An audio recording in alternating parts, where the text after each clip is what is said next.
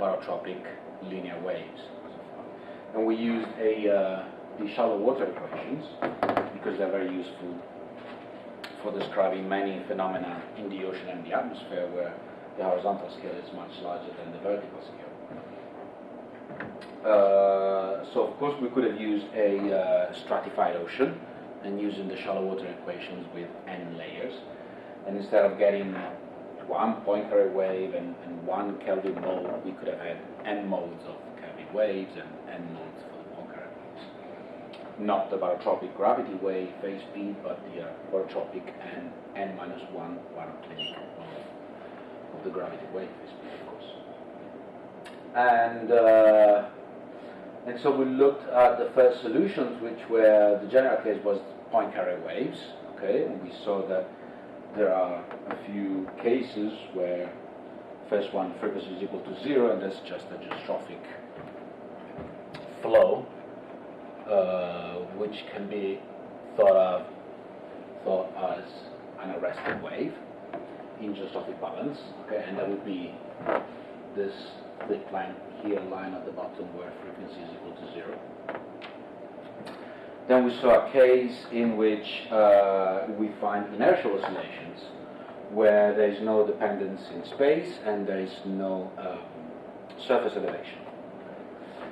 And that the frequency in that case is equal to f, the planetary vorticity. And that would be this point. And then we had two generals, and then we have the gravity wave phase speeds, okay, which would be these two for positive and negative wave numbers. And then the more general solution was the Poincare wave, which is this solution here. Okay? And then we looked at the Kelvin wave solution. And the Kelvin wave solution arises when you set your domain with a boundary, at least one boundary. We could have used a channel. We use just one boundary. And so the assumptions are that the velocity normal to the boundary could be u and v, depending on how you place your channel. The component normal to the boundary is equal to 0 at the wall, at the boundary, and we assume that that normal component was 0 everywhere within the channel. And so there must be a wave with the component along the boundary that propagates along the boundary. And we find the solution. And the phase speed was that of a gravity wave. Okay, so it's not affected by the Coriolis parameter, it's not affected by rotation, the phase speed. But rotation affects the spatial scale of the wave. And it does so by arresting the wave at the Rossby radius of deformation. So the wave would decay from a maximum value at the boundary and decay exponentially with an unfolding timescale of the Rossby radius of deformation. Okay. And so with one wall, we find only one solution that decays away from the boundary, and so that wave can propagate along the boundary. And the solution with positive Coriolis parameters, so the null hemisphere, is a wave that has the boundary on its right. So if the boundary is this, then the wave would travel in this direction, leaving the boundary to the right in the northern hemisphere. And in the southern hemisphere, it will leave the boundary to its left, so it would travel in this direction. What else? If you have a channel, okay, and you have two boundaries, then you have two waves propagating in opposite direction. In the northern hemisphere, one towards the south, and in this boundary, along this boundary, to the north or up. Okay. So you will have these two waves traveling in opposite direction, with decaying towards the center, with an unfolding timescale of the Rossby radius, where the surface elevation goes to 0. And that is called an amphidromic point, where the surface elevation or the surface anomaly is equal to 0.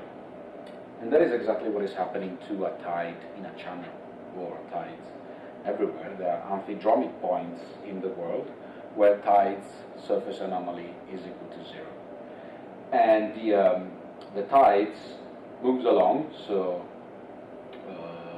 how do you say for tides? You say growing or decaying, okay, through Kelvin waves, okay, that travel around this amphidromic point. Okay, so tides are Kelvin waves propagating around amphidromic points. What else? And we'll see at the end of today why Kelvin waves are important in the ocean. Just one example. There are many, but at least one. You probably know the equatorial case. Okay, the boundary could be a physical boundary, like a wall, a continent. Okay, but it could also be a waveguide. Okay? And the typical example of a waveguide is the equator. Okay? So Kelvin waves propagate along the equator. And so if you think about the Central Pacific, the Equatorial Pacific, then equatorial Kelvin waves would travel from west to east in the northern hemisphere, leaving the equator on their right, and from west to east in the southern hemisphere, leaving the equator on their left. And so both Kelvin waves in the north and south of the equator, they travel from the west, let's say Asia, towards America. Right? And that part of the El Niño phenomenon.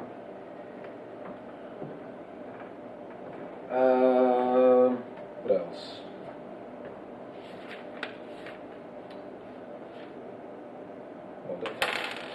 And today we're going to look at the other solution, which is probably even the most important wave in the ocean and the atmosphere, which are Rossby waves.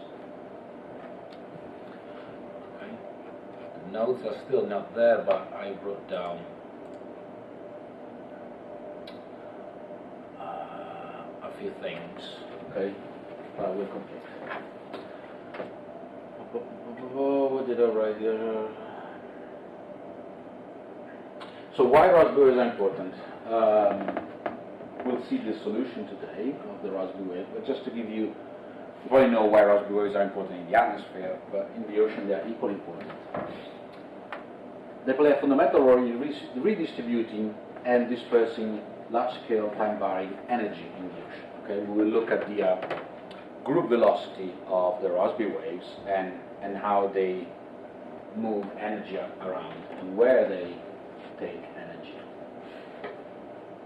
The propagation of Rossby waves towards the ocean interior under the influence of wind stress establishes a Virgil balance in the basin. Okay? So we will see that the fact that Rossby waves travel westward in one particular direction, that means that Rossby wave will adjust the ocean circulation and the ocean state after a perturbation, for example, wind stress. And the ocean will adjust in its Virgil balance, which is what we saw during the past lectures. So I should have had this lecture before the wind driven gyre theories. And the fact that Rossby waves travel westwards, we saw that that's important because those westward traveling Rossby waves, they bring energy towards the west and they squash the wind driven gyre towards the west. And so they establish a boundary current on the western boundary current.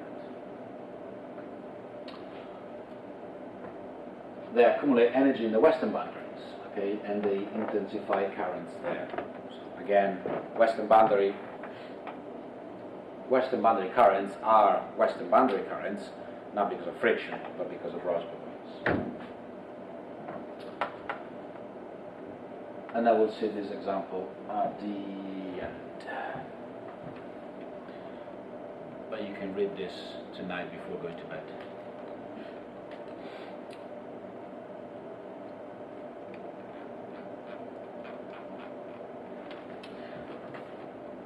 Okay, so a few assumptions for the Rossby waves, as we did before. We're going to use shallow water equations. We need to start with the quasi-geostrophic PV equation.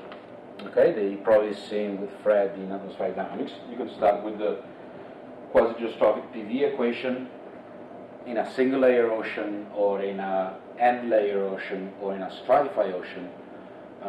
Look for wave solution and arrive to the same dispersion relationship. but we're going to keep using the shallow water equations for consistency. Right? So we're going to use the shallow water equations. And now, Rossby waves. But now we'll have different approximations or different initial assumptions. So Rossby waves are very long waves with wavelengths that are very long. Okay? And so because the wavelength is very long, we cannot work on an F-plane anymore. If you remember when we started with the shallow water equations, we were on an F-plane when we derived the dispersion relation for point carrier waves and counter waves. Now Rossby waves are very long, and so we cannot use an F-plane anymore where F is equal to F naught is a constant, okay? Because waves are going to travel very long distances where we cannot keep F as a constant. So we're going to have to work on the beta plane. And we will see that beta is necessary for the propagation of Rossby waves. So the fact that we have beta, that the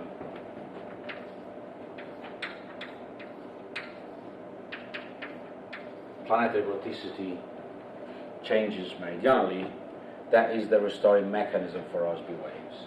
So as the Rossby wave, as an anomaly, is displaced northward or southward, it will change its relative vorticity. That will make change its planetary vorticity. So it will start going up and down. If this is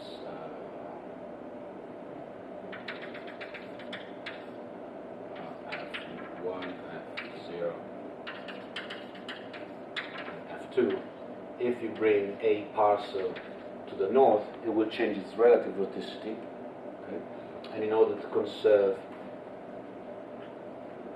it will change its planetary vorticity, and in order to conserve PV, then it will have to change its relative vorticity, and that will bring the parcel down and then up and around some central planetary vorticity, F1 in this case. And so this wave will start travel, as we will see, westward. So the restoring mechanism is beta. It's not gravity, like in a gravity wave.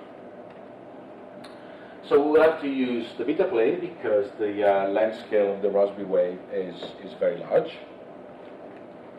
And we will see that the frequency of these Rossby waves is very small.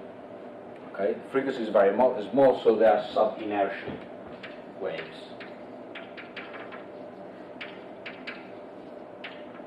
Okay. So they are very long waves and they travel very slowly. In the ocean is a few centimeters per second. Very, very slow motion. That's why they take months to years to cross an ocean basin. The Atlantic Ocean, the Pacific Ocean, depending on the latitude. It will take them, if you are in some tropical regions, 5 to 10 years to cross the Pacific Ocean. So it's a very slow movement and therefore a very slow adjustment of the ocean circulation to any anomaly.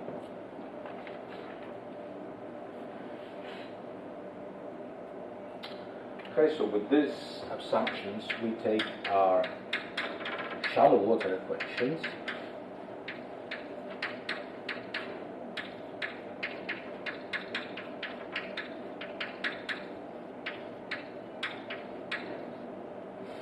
and continuity.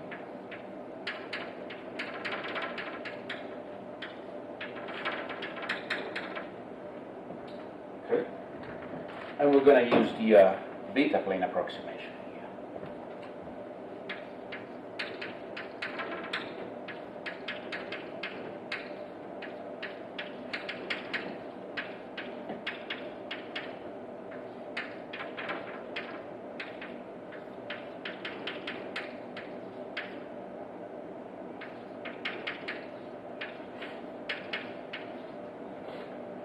Okay.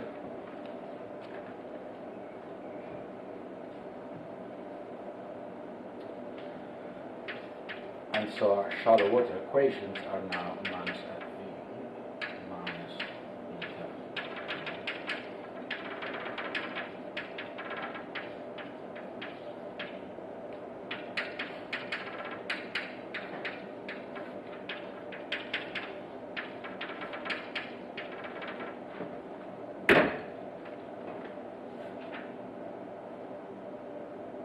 Okay, so these are now the shallow water equations with the beta plane approximation.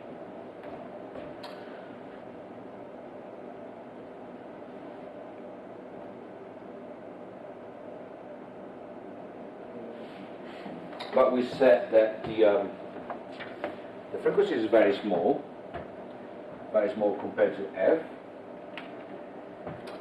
and so it takes a long time to travel. Okay, so the d by dt, their time derivative, is going to be very small. Okay, so this is a very small term compared to the others. And we use the beta plane approximation so that this is also smaller than 1, okay, because of the beta plane approximation. So now what we're going to do is show that from the shallow water equation, using those approximations, we will separate the shallow water equation into basically two components. One is going to be geostrophic, and the other one is going to be ageostrophic. Okay. So basically, Rossby waves are in geostrophic balance, okay, because they're very slow. So it's almost like the solutions that we found of frequency equal to 0 geostrophic flow.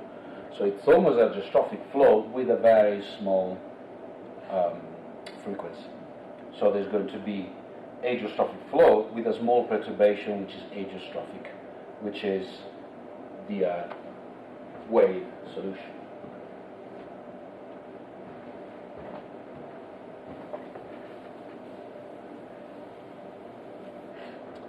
So if we use these approximations on the shallow water equations, and we separate,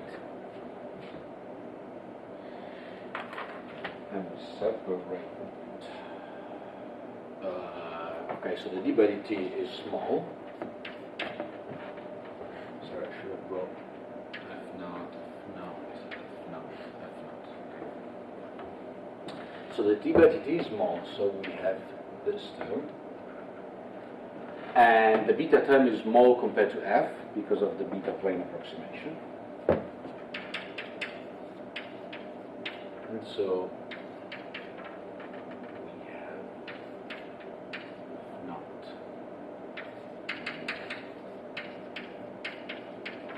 Using those approximations, we just have ageostrophic flow. V is G over F naught.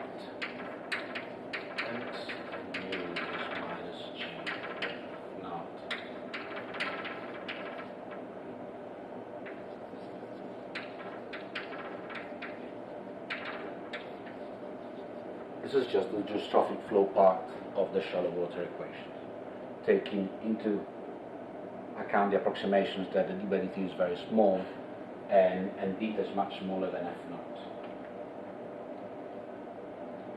And then continuity, of course.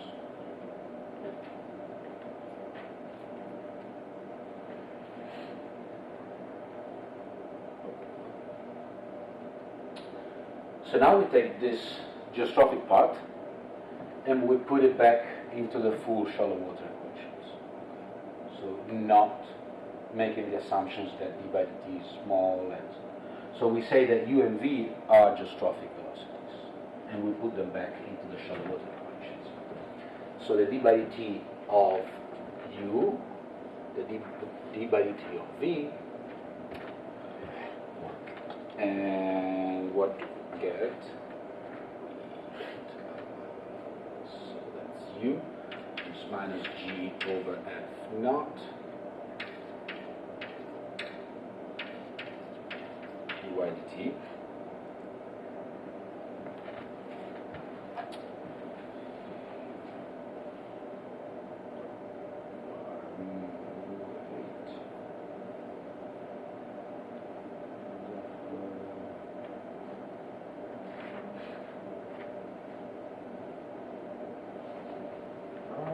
Thank you.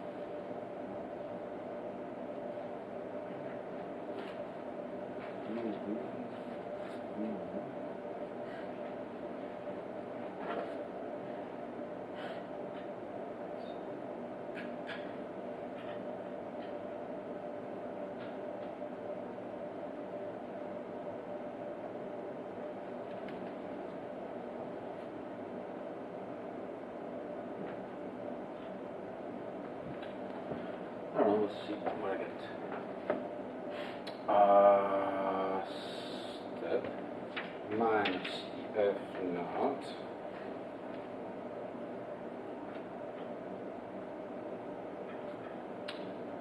V minus By, the V that is this, GRF naught eta probability X.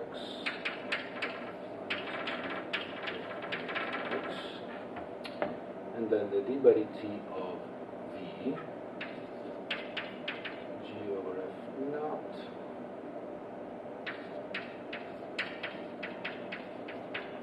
dx dt,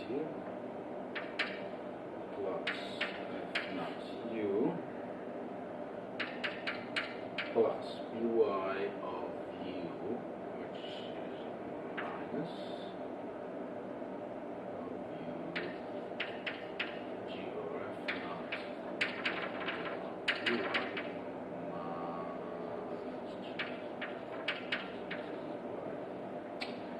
I think there is a mistake somewhere, but we will guess.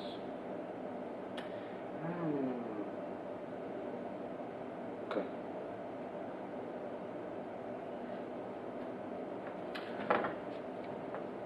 Okay, so these terms are the geostrophic ones that I will put on one side.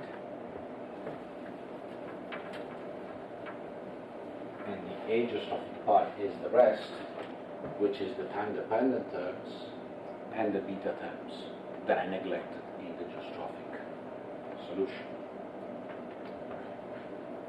So I have minus F naught V equal to minus G beta by dx, and here F minus F naught plus V, this is U minus G beta Y. Okay, so this is just traffic flow. And then there's the rest. Plus By G over F naught beta dx, and then plus G over F naught, the time dependent.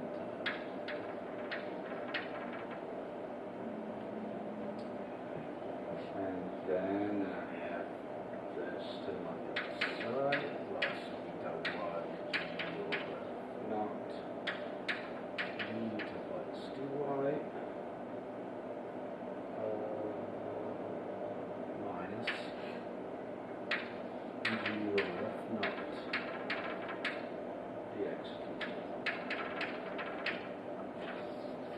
And this is the ageostrophic part of the solution. Okay? So we basically just took the shallow water equations with the beta plane approximation, and divided the horizontal momentum equation into a geostrophic component and the ageostrophic component. Okay? So if there is no wave traveling and there is no beta, then we are left with geostrophic balance. And because the waves travel very slowly, this is a small perturbation.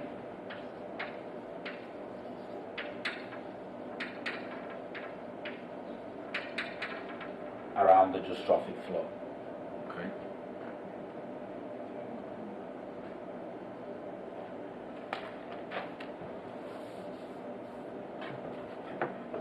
I don't think there was a mistake.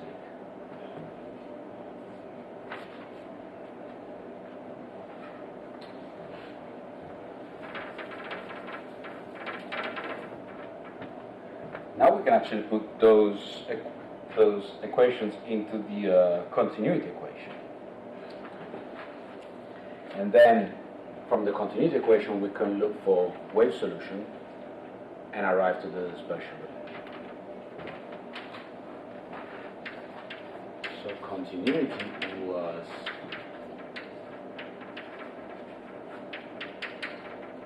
this, okay? And we're going to substitute U and V from this solution.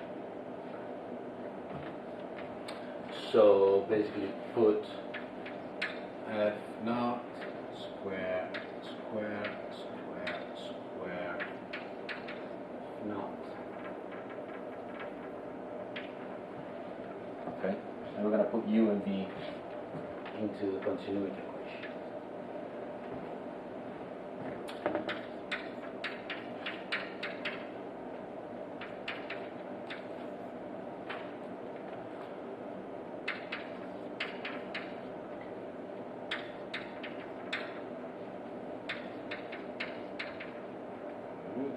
X plus y df naught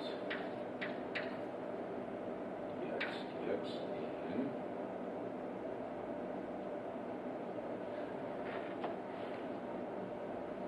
minus plus d dx dx. So this is d by dx. Minus g over f naught squared d by dx of this dx gf naught squared, okay, plus the d by dy of v.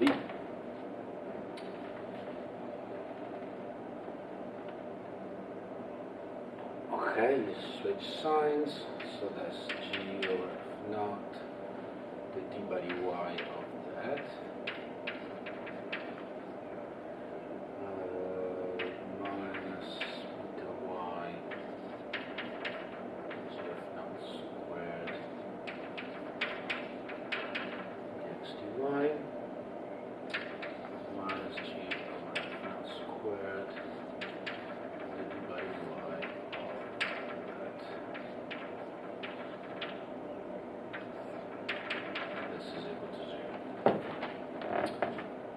This goes away.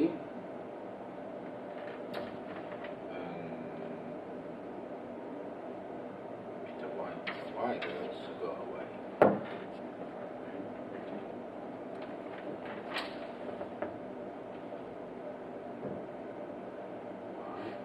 2, 3. Something missing. Minus u square with that. Minus beta y.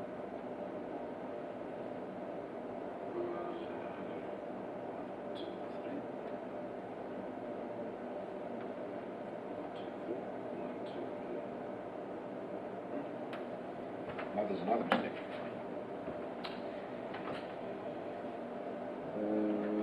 G of naught by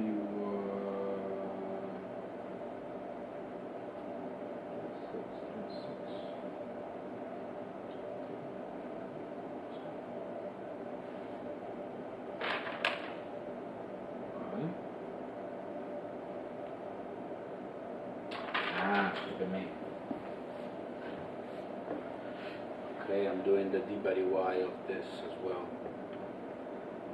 So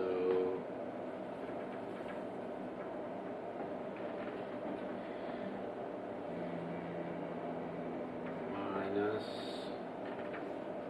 Okay, I'm doing the d by dy of this still. So it's minus b square d theta by dx. And then gf naught, that was 1, 2, 3, 4.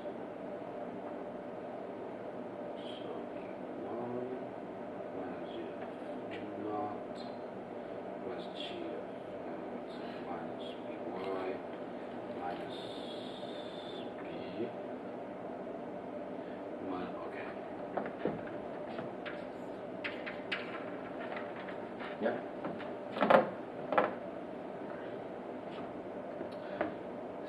So now we have dt. So still want to put so minus gh over f naught squared, and there's a d by dt here.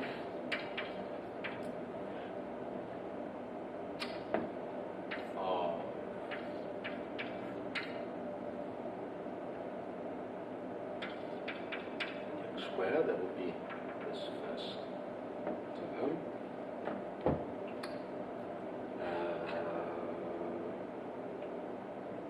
Minus, and then I have this other term, which is also minus, plus.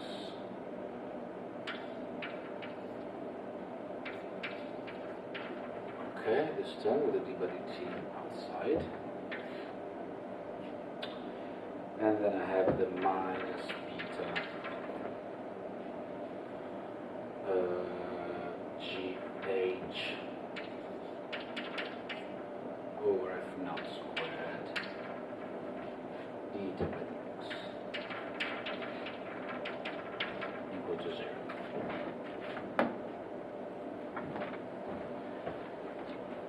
But we know that gh over f naught squared is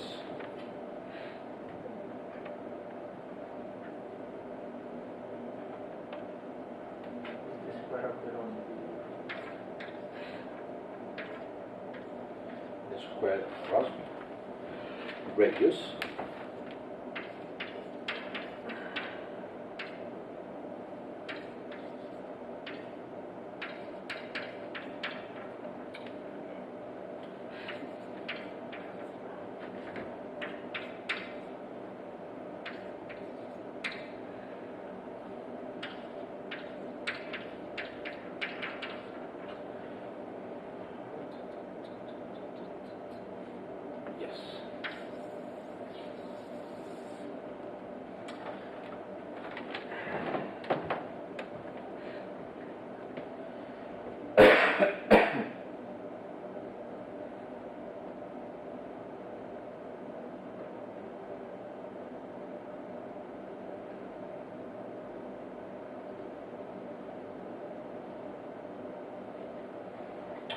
Okay? Yes, that's right.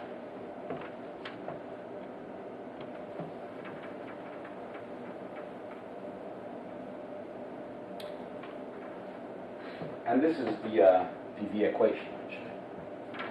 We did recognize the equation. You could, for example, well, what you could do, you could divide by the Rossby radius of deformation. Okay. So you have a d by dt, this term. Okay, if you divide by the Rossby radius of deformation, and then minus this term, which is now being divided by the Rossby radius of deformation, so minus 2. And then the upper term, which is minus beta, you have divided by the Rossby radius of deformation. another way of writing the same equation. And this is just a PDE equation, so if you substitute with the string function psi on epsilon, then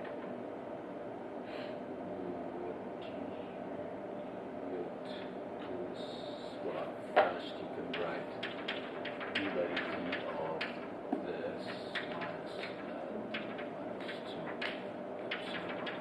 epsilon. And if you use the string function definition,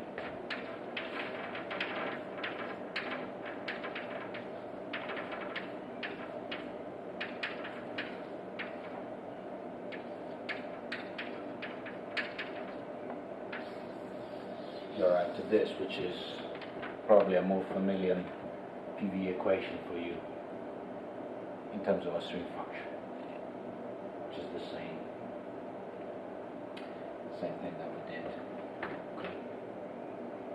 So starting from the shallow water equations, we arrived at the linearized version of the barotropic PV equation.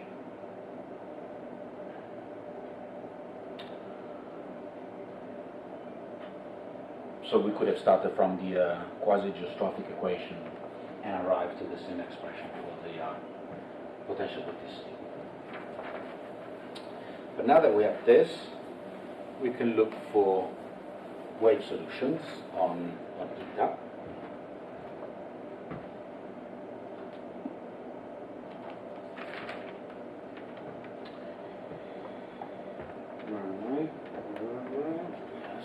Okay, so if you use wave solution of this sort, kx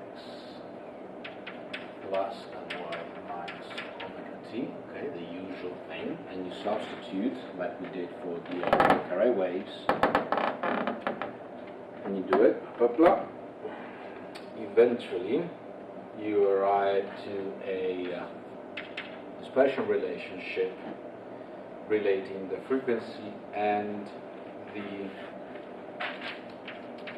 wave numbers that looks something like this: squared plus L squared plus minus 2.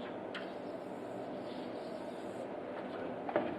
So this is the dispersion relationship for Rossby waves that you have probably seen before, maybe within a mean flow U.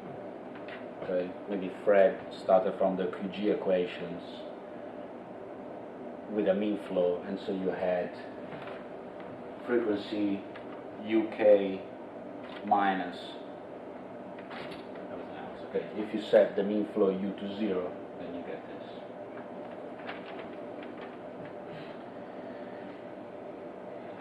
And here you can see that if beta is equal to 0, so if there is no meridional gradient in planetary vorticity, then these waves don't exist. Okay, if beta is set to 0, the frequency is equal to 0, and you're going back to a geostrophic flow. Okay, so there's no waves. So Rossby waves need beta in order to propagate.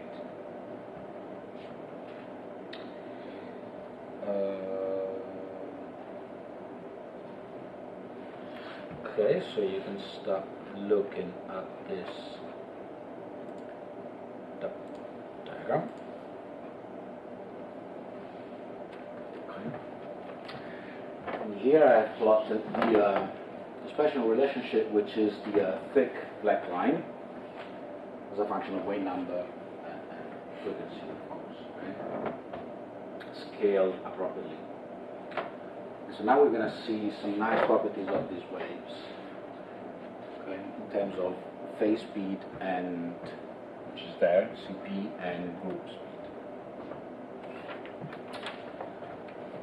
So let's look first at two limiting cases, which are short wavelengths, and long wavelengths. Okay. We will see that you can approximate this solution to a long wave solution and a short wave solution.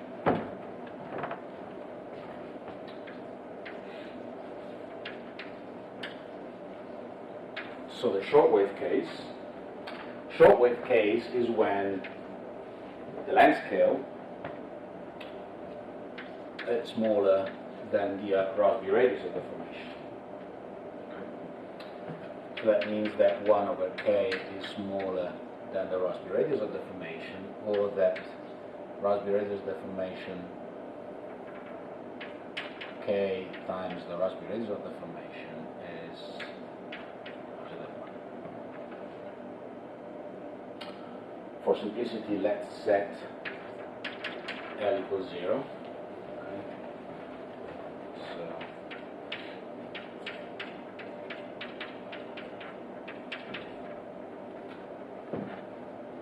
where number k and L capital out. So in the dispersion relationship, we set L equals 0, and we look at the shortwave solution. So this means that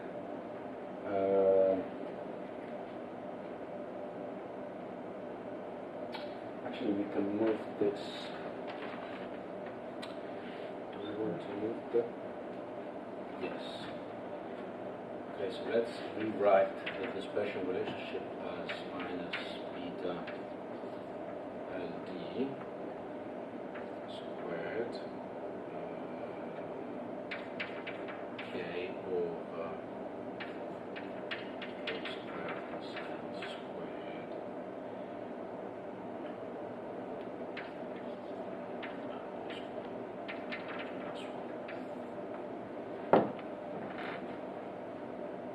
squared is the same thing.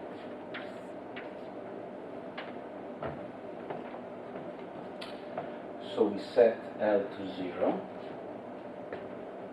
So we have frequencies minus beta LD squared k over k squared LD squared plus 1.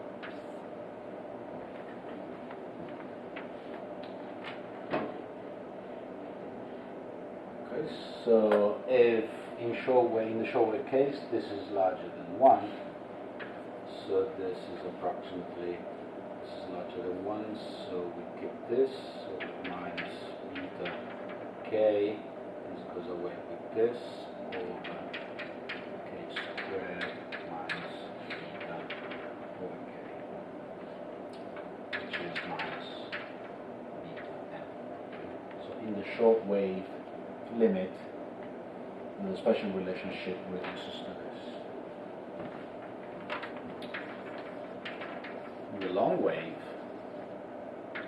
limit is the opposite, so L is larger than the Rossby radius of the formation. So 1 over k is larger than the Rossby radius of the formation, so k times the Rossby radius of the formation is smaller than 1. So if you go back to your dispersion relationship, frequency is minus beta LD squared. This is smaller than 1, so LD squared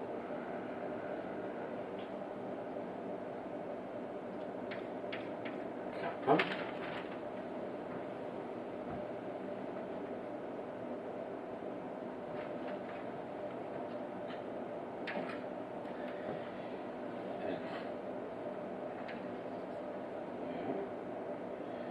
And this is minus beta LD squared over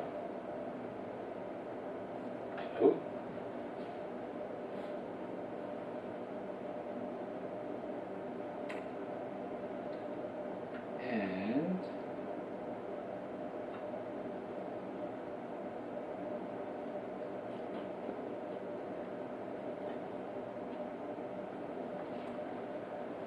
And why this is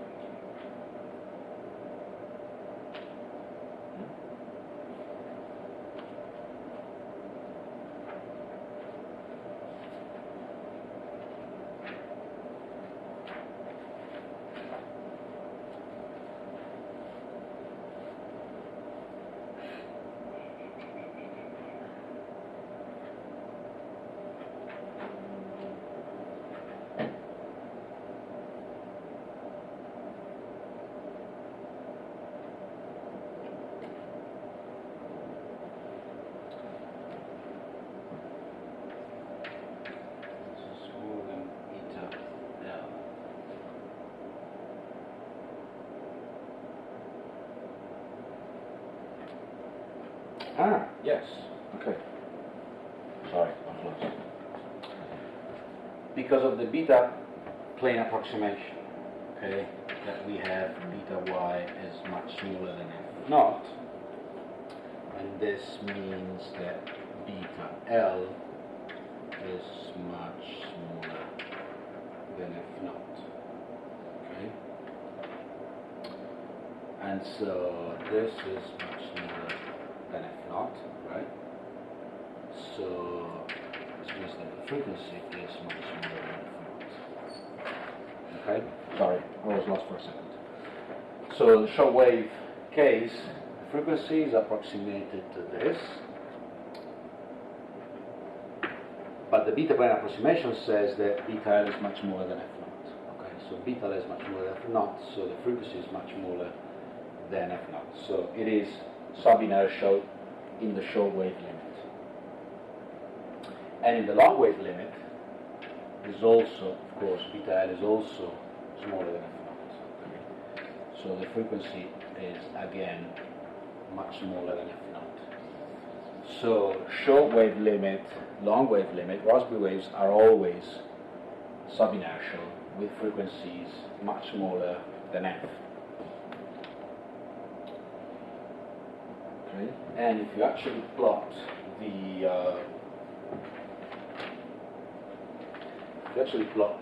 two solutions, then I should have plotted that. There's too many lines already.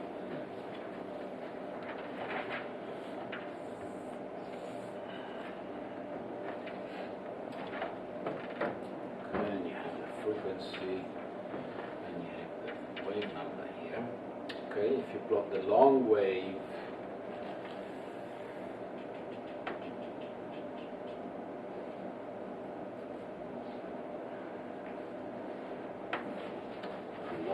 solution is something like this, and the short wave, so k squared, so it's going something like this. Okay, so this is the long wave approximation, and this is the short wave approximation. And without approximations, the dispersion relationship looks something like this.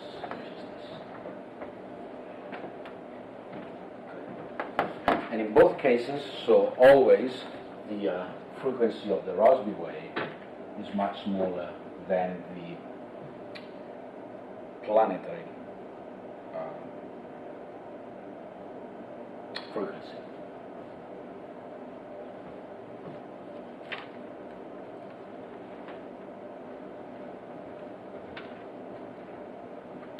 Okay, so now we can look at the phase speed and group speed of the Rossby waves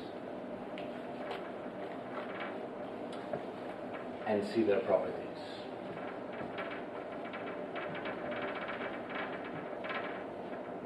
I will put everything into the notes eventually, so don't worry if you miss something. So again, let's set L to 0 for simplicity. Okay, so we get a frequency k wave number dispersion relationship.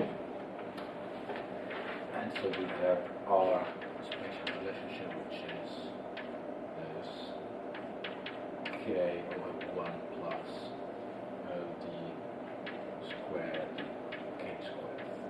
Okay.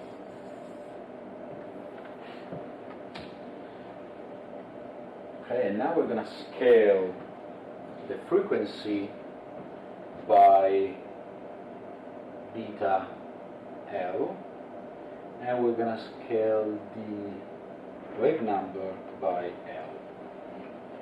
So frequency is going to be scaled by beta LD, and that's going to be our y-axis, and k is going to be scaled by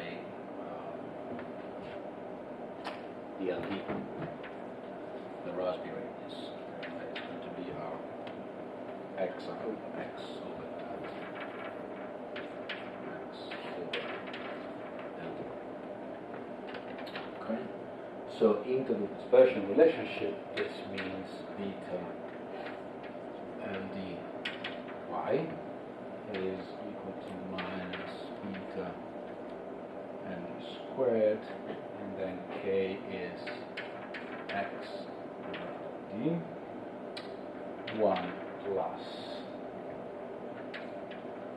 ld squared, and then k squared is x squared over ld squared.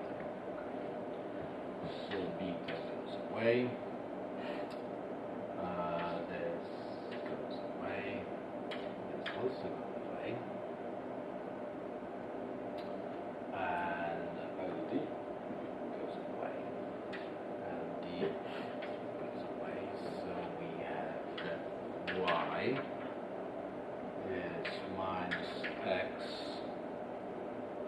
over 1 plus x squared. So this is going to be the equation that is represented that if we scale frequency a wave number like this. So what happens, for example, at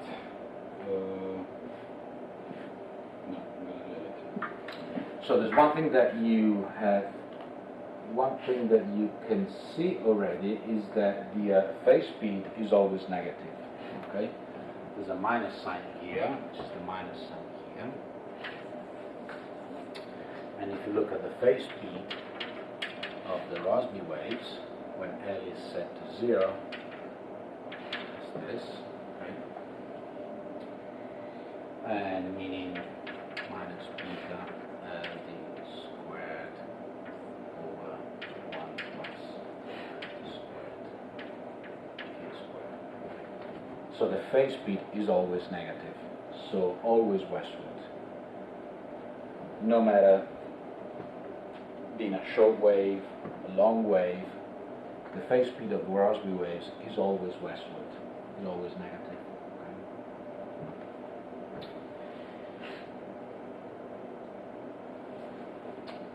So from this you can say where is the maximum frequency. The maximum frequency, if you use this and this, the maximum frequency is going to be at beta LD over 2. Okay? You can get to this. I will put it in the notes, but you can get here easily by yourself. And so if you look at the phase speed, beta LD over k. If you look at the phase speed and the maximum phase speed, okay, so that's going to be omega max over k, which is beta LD over 2k. And if you use this,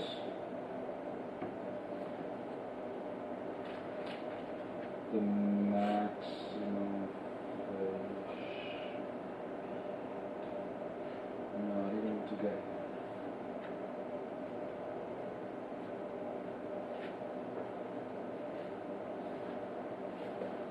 Okay. And what happens at k equal, well, the limit k equals 0, the frequency is 0. The maximum frequency, so what happens at x equal 1, if you put x equal 1, that's the maximum frequency, so x equal 1, and if you put x equal 1 there, you get that y is 0.5, okay, and so I'm basically looking at this, if k is equal 1 or minus 1, which is the maximum frequency, after you have scaled frequency of wave number like this, your frequency is going to be 0.5.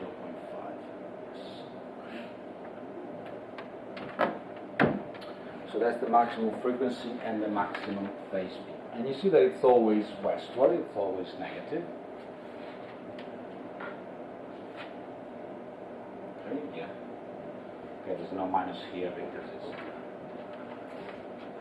And what else you can say? So it's always westward because of the minus sign. And so what happens if you change the sign of the rotation of the Earth? Then beta becomes negative. Okay, and so if beta becomes negative, then the phase speed of Rossby waves is positive, so eastward. Okay. So if you change the sign of the rotation of the Earth on its axis, and beta becomes negative, then Rossby waves will not travel westward anymore, they will start traveling eastward. Okay. And thinking about the wind-driven gyres, they will squash the wind-driven gyres on the eastern boundary, okay, and create an eastern boundary current, not a western boundary current. So, what else I can say? I can say, okay, so the phase speed is always negative. And where is the phase speed? The phase speed is this line here, okay? So if you compute the phase speed from this dispersion relation, phase speed is always negative. And, okay, so the phase speed is always negative, then, and the waves always travel to the west. Are they always traveling, and are they always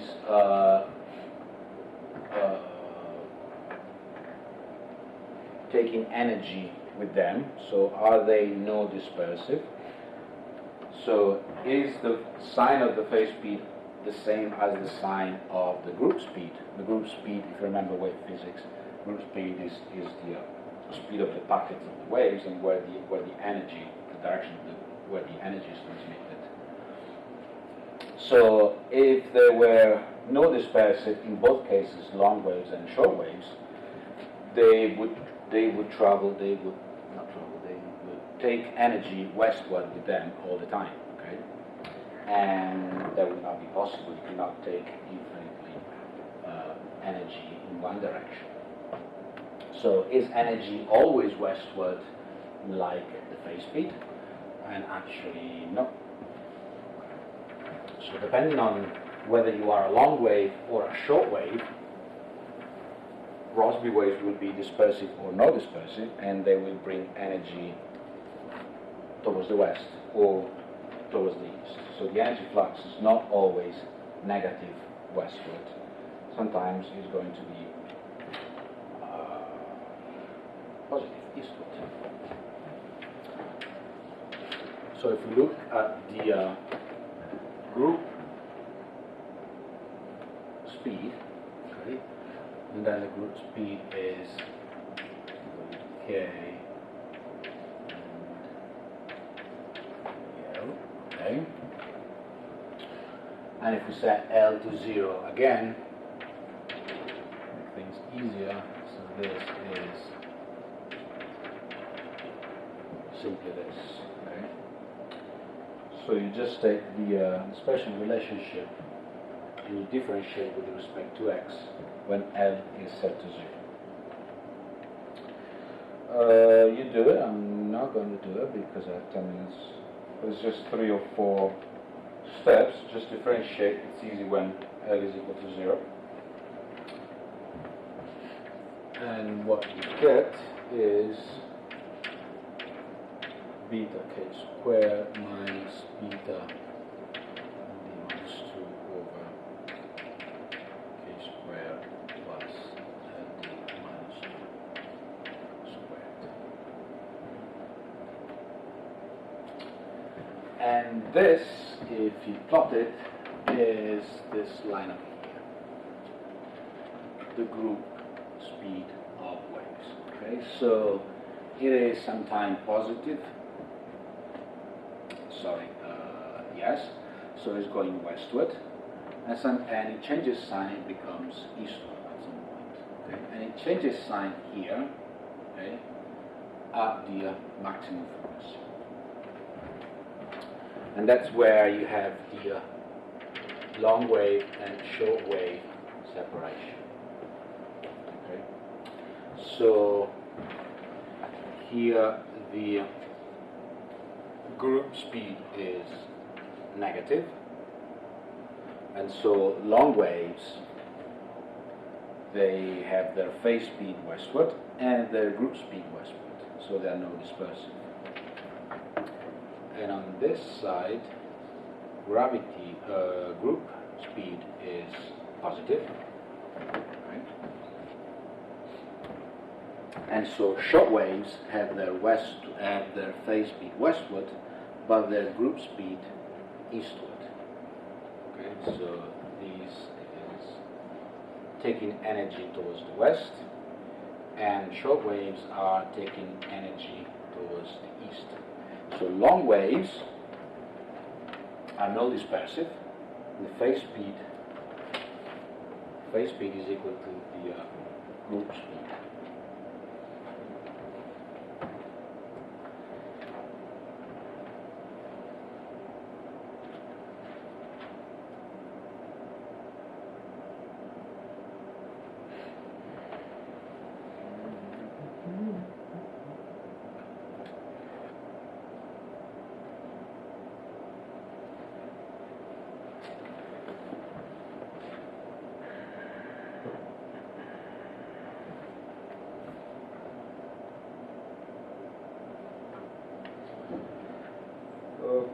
Okay, so what did I do?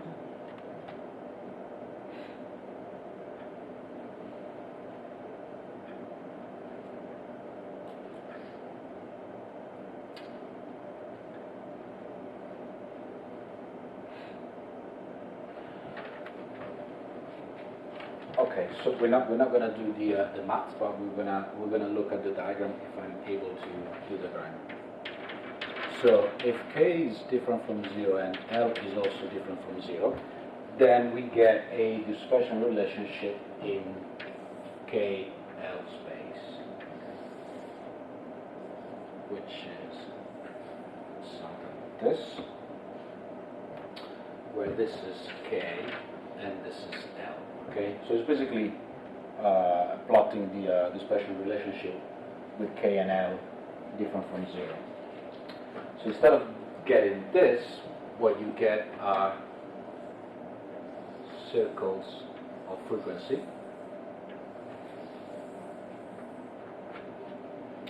where this is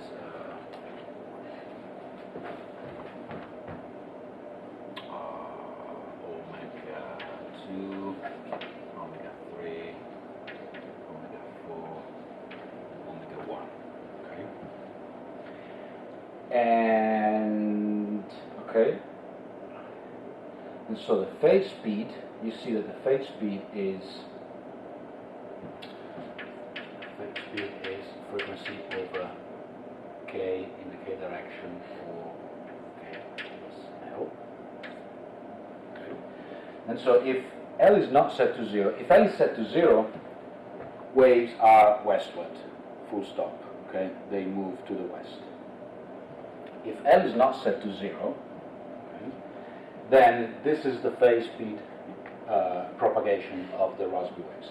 So they can move westward, northwestward, or southwestward. Okay. So they travel in this direction.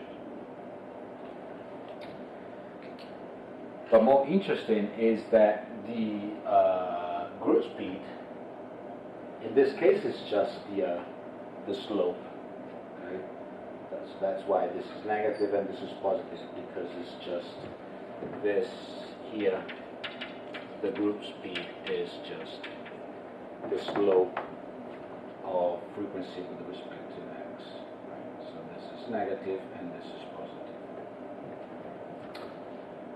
In the KL space, the group speed is normal to the frequency.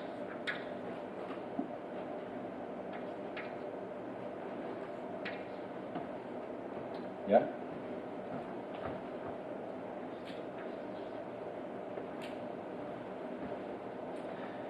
And at some point, the group speed becomes westward, and that happens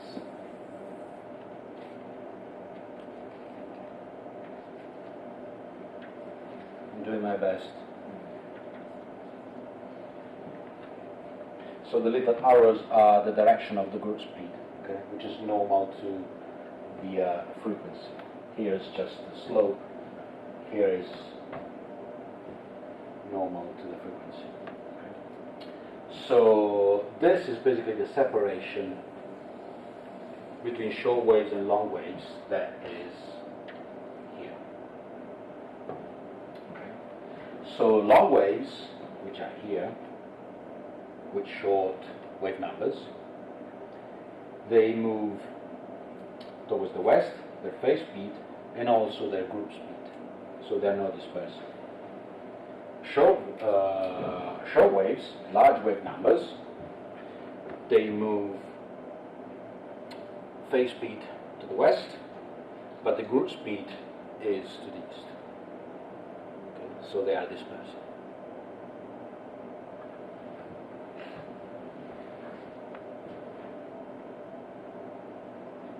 You can just compute the group speed when L is not 0, and you get the L terms, and this is what you get.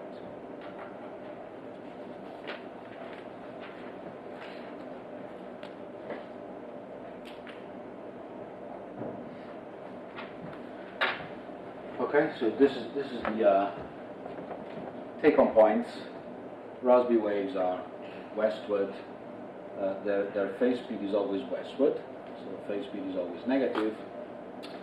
The group speed can be eastward for short waves and westward for long waves.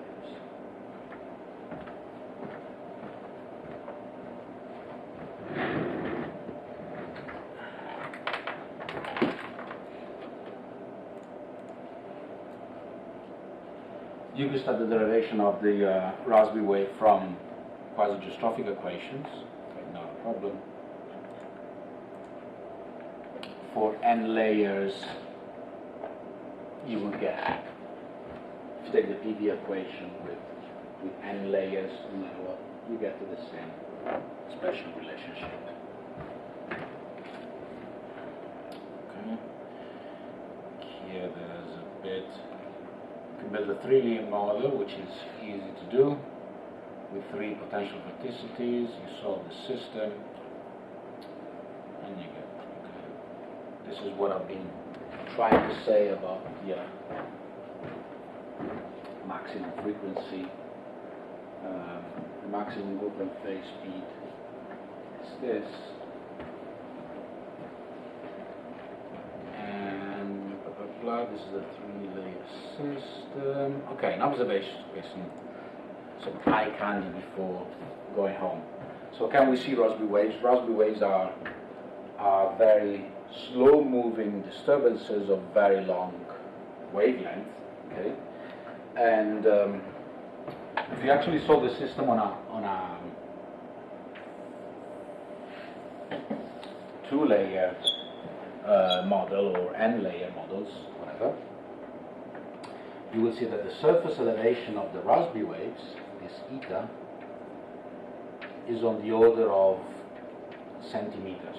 Okay, so the signal at the surface is tiny, but the interior disturbances. So if you look at the thermocline, for example,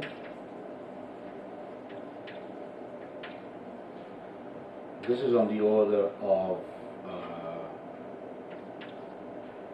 10 or 50 meters. Okay, so there's a clear signal in the thermocline where you can detect Raspberry waves much easier. From the surface is a tiny surface elevation anomaly, but with satellites you can see them. So this is sea level anomalies. This is centimeters. Okay, so the scale goes from -4 to 4, which is tiny. But if you look at the Pacific Ocean, you see this is at some point in April 93, and B is July 93. Okay, so it's after 3 months. And here you can see Raspberry waves propagating to the west in the signal.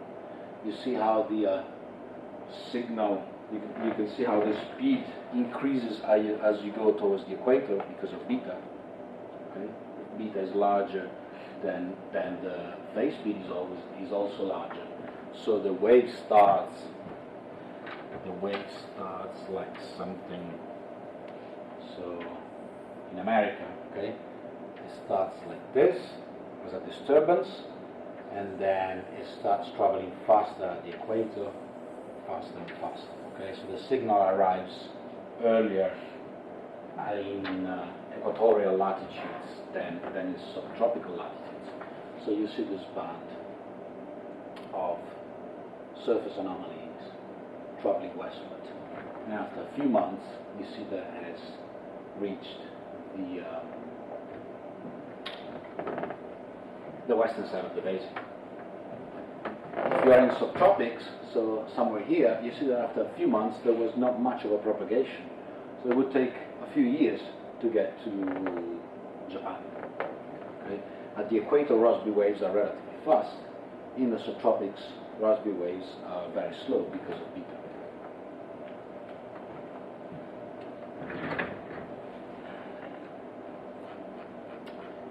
And you can take a latitude, whatever.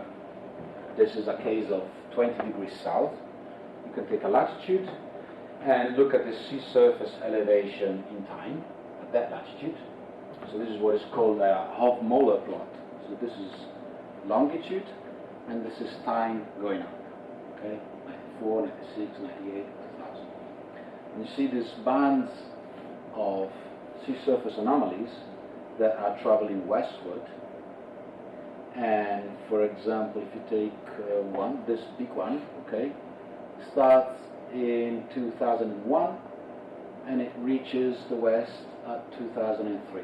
So this one is taking 2 years to cross the Indian Ocean at 20 south. If you go 40 south, it would take 5 to 7 years, much longer. You see these waves crossing the basin very clearly as sea surface anomalies. And again, this is probably, no, this is meters, so 0.2, maximum of 0.2, maximum of 20 centimeters. It's not much of a anomaly.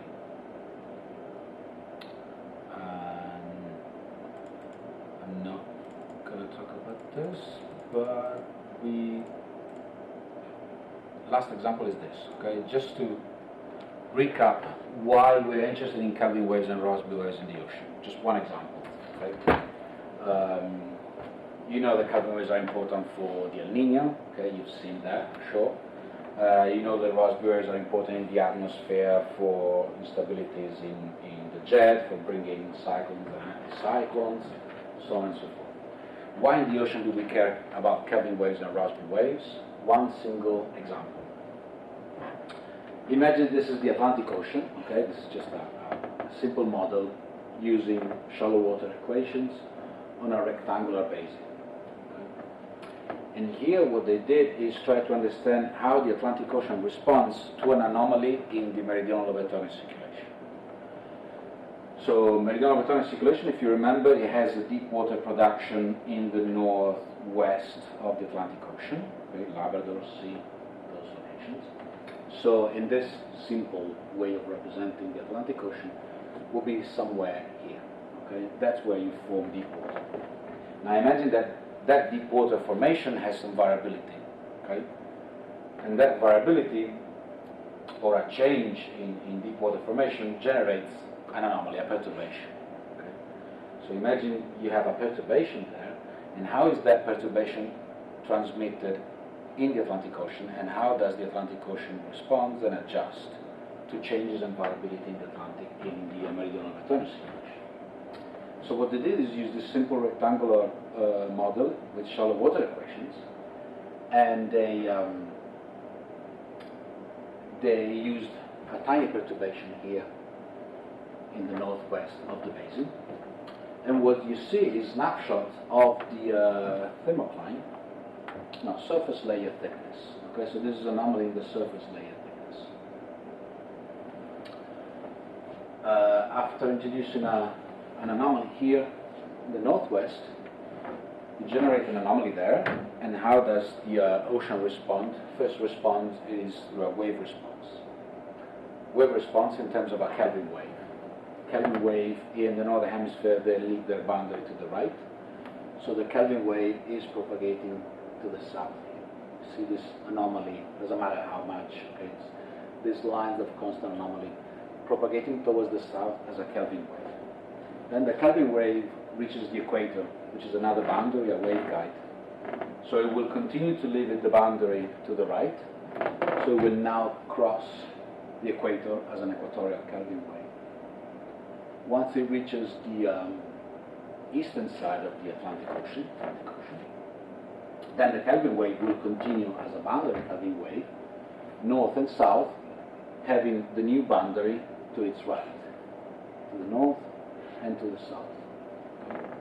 So Kelvin wave has been propagating to the south, across the equator, and then north and south. Once this Kelvin wave is propagating north and south, it's generating an anomaly on the eastern side of the basin. And that anomaly excites Rossby waves. And those Rossby waves, they start traveling to the west, okay, faster at the equator and very slowly in the subtropics. So eventually you see this surface anomaly that are nothing but Rossby waves propagating in the interior of the ocean relatively fast here at the equator. After 2 years they have reached the other side of the basin. But in the subtropics after 2 years they're still not even halfway into the basin. Okay? So it will take 10 years or so to cross the basin, both in the North Atlantic and South Atlantic. So the point here is that if you have a surface anomaly in the North Atlantic, for example, due to anomalies or variabilities or changes in the meridional return circulation, the Atlantic Ocean will respond and adjust through Kelvin waves and then Rossby waves, adjusting the Atlantic Ocean to that perturbation, and it would take 10, roughly on the order of 10 years to adjust. And the adjustment time scale is not given by Kelvin waves because they're very fast. Their phase speed is that of gravity waves. But the adjustment time scale is given by the Rossby waves, which is fast at the equator but very slow in subtropical and subpolar latitudes. So that's how the Atlantic Ocean would adjust to a perturbation, through the propagation of Rossby waves. And after a few years, the Atlantic Ocean will be again in geostrophic balance after the perturbation has been transmitted by Rossby waves. And so eventually the interior transport will be in Sverdrup balance after a few years, after the propagation of Rossby waves has transmitted that information across the basin. So that's why we care. One example of why we care about Rossby waves and Kelvin waves.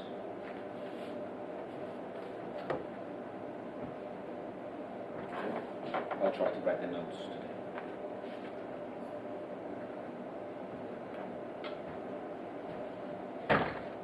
Okay. I'll see you tomorrow, right? Ken. See you every day. No, I think Huh? Friday. Oh, not tomorrow? Okay.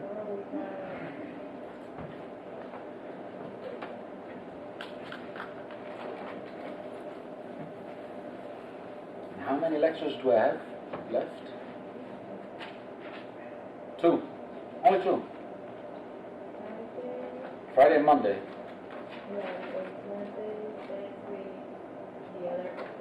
Sorry? The next Wednesday is that we start with the next professor. So I have 2. Friday and Monday. Do you want to see me tomorrow? So we can have a third? No. I guess not.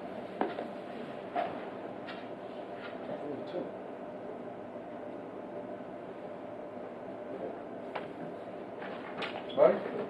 Bye.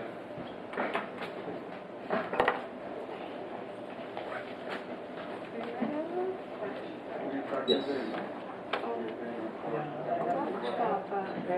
Is it K plus L or square root of K squared? Yes. Okay.